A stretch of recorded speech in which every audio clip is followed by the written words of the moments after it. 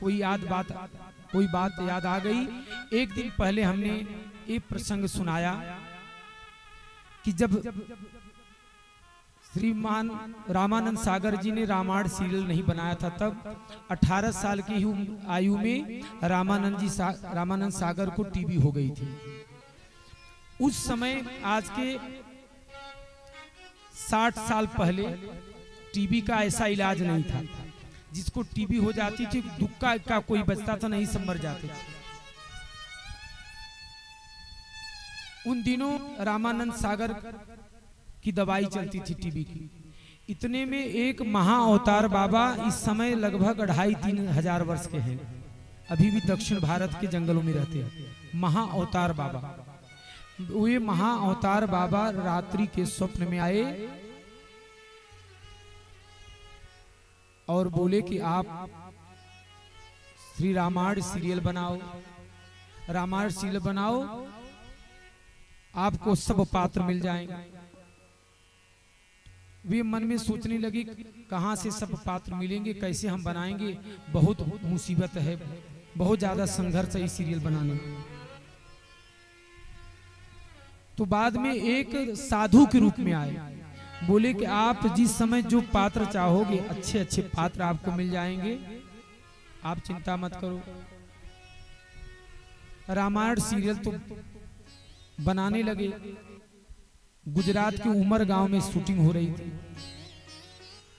जब काग भुसुंडी का प्रसंग आने वाला था, उसकी शूटिंग के लिए वे सोचे कि अगर नकली कौवा बनाएंगे तो वो आनंद नहीं आएगा सीरियल देखने में, तो असली कौवा लाएंगे कहां से। ऐसा आपस में बात कर रहे थे रामानंद सागर और जो जामवंत जी बने थे अथवा हनुमान जी जो बने थे। इतने में आकर के जो जामवंत जी बने थे वे यहीं भदोही जौनपुर जिले के साणा बिसही एक जगह है,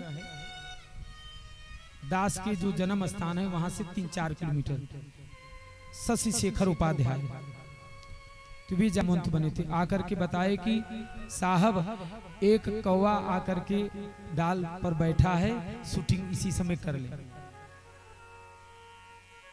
तो शूटिंग करने के बजाय रामानंद सागर ने आकर के उस कौवे के सामने हाथ जोड़ करके कहा कि हे काग भुसुंडी भगवान, जब तक शूटिंग पूरा ना हो जाए आप उड़ना नहीं। जिस बालक को श्री राम जी के रूप में, बालक के रूप में बनाया गया था, बाल रूप में जो भगवान राम बने थे, जो बालक बना था, तो कौवे से कहे कि 10 मिनट तक उसके सामने बैठे रहना, उड़ना नहीं जब तक शूटिंग ना हो जाए। वो कौवा 10 मिनट तक बालक के सामने बैठा ही रहा और शूटिंग हो गई। ये चर्चा मैंने माटुंगा के पिंजरा हाल में सुनाया एक दिन पहले कथा में, 6वें दिन की कथा में। सच बताऊं 7वें दिन की कथा में हमारे आने से पहले जो यूट्यूब वाले भाई थे उनके तखत पर आकर के कौवा पौना घंटा 1 घंटा से बैठा था। उसको लोगों ने दूध पिलाया, खिलाया, खा लिया। लेकिन जैसे ही हम आए, लास्ट दिन की कथा थी, उस दिन हम 6 घंटा व्यासपीठ पर बैठे। तो वह कौवा 1 घंटे तो हमारे सामने बैठा था, बाद में उड़ करके वो कौवा हमारे व्यासपीठ पर लड्डू गोपाल के सिर के पास आके बैठा।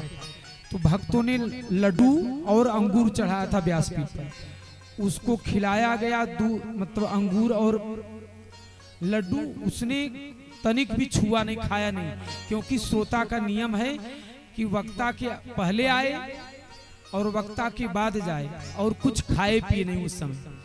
तो वो साक्षात मानो काग भुसुंडी जी ही थे। वे पूरे 7 घंटा कथा में बैठे थे, और जितने भी श्रोता थे उसमें 80-90 साल के भी श्रोता थे। बोले महाराज आज तक मैंने ऐसा दृश्य न तो सुना और न तो सामने देखा कि कोई कौवा इतना देर तक कैसे बैठा रहे। तो कौवे को भगा रहे थे। हमने कहा कि बेटा बाप के सिर पर, भक्त भगवान के सिर पर बैठने दो। 6 घंटा तक हमको ऐसे निहार रहा था कौवा, और जब तक कथा पूरी नहीं हुई तब तक गया नहीं। ये भगवान की कृपा। तो का